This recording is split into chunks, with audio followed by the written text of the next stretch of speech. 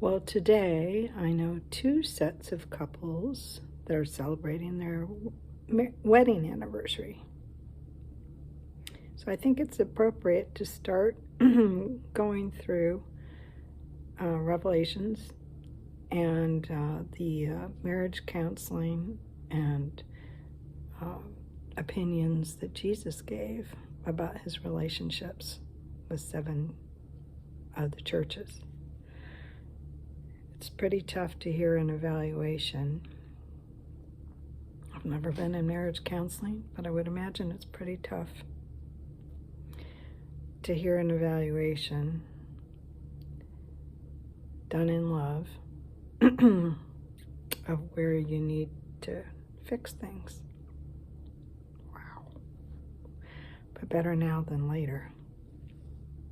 So good morning, this is Aunt Beth. Welcome to my lamppost.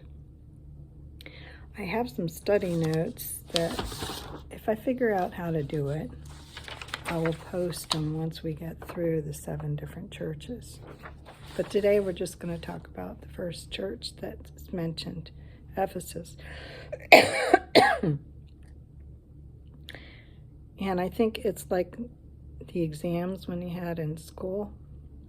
It was always good to get a copy of the exams from previous years because you could see where the brain of the teacher was going. Because you want to do well. Because there's no going back. And I think this is probably the saddest summary of all.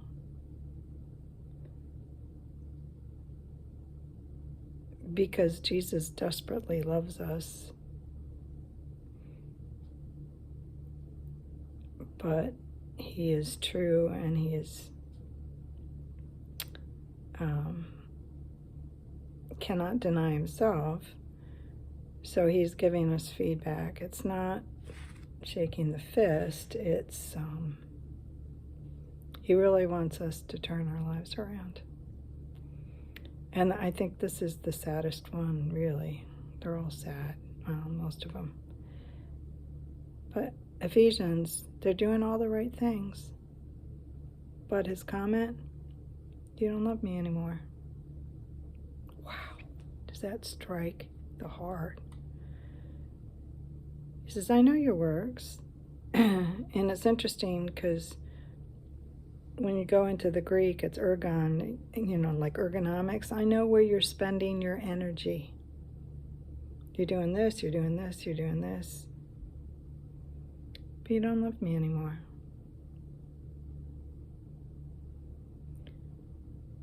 Doing all the right things. And love not in the sense of emotion, but love in the sense of kind. What are all the other fruits of the Spirit? I wrote them down, the ones that are called out in 1 Corinthians 13. It's not emotion, it's the way you're behaving.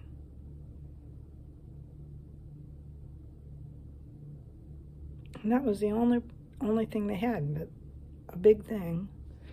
And I'm thinking about my relationship with the Lord. Man, I don't want to get there and say you did everything right, but you don't love me.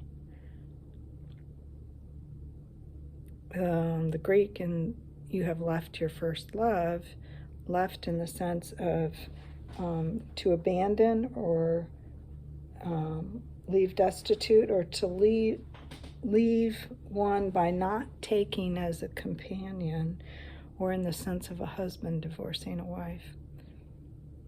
You want the house, you want the car, you want all the sparklies, but you don't love him. And how do you fix that in my own life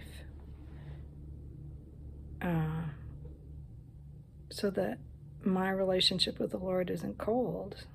Well, I take a look. I've not ever been married, but you take a look at other people and what are they doing? They're actively spending time together like a date night, romancing the Lord.